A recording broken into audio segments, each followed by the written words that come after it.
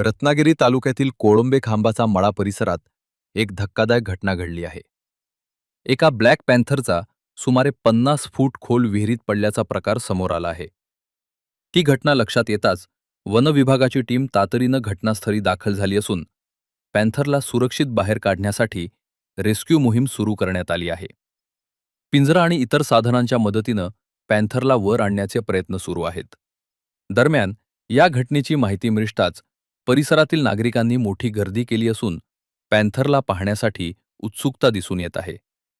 मिळालेल्या माहितीनुसार एका पक्षाच्या पाठलाग करत असताना हा पॅन्थर अचानक विहिरीत पडल्याचे सांगितले जात आहे. गेल्या 2.5 तासांपासून वनविभाग आणि स्थानिक नागरिक संयुक्तपणे रेस्क्यू मोहीम राबवत असून पॅन्थरला सुरक्षित बाहेर काढण्यासाठी प्रयत्न सुरू आहेत. सकाळी तुम्ही इथे आल्यानंतर नेमकं काय पाहिलं आणि कशासाठी इकडे नक्की आला ते? तिथे माझं वासरू रात्री कायम माझ्याबरोबर येत नव्हता. गाय रात्री आली होती.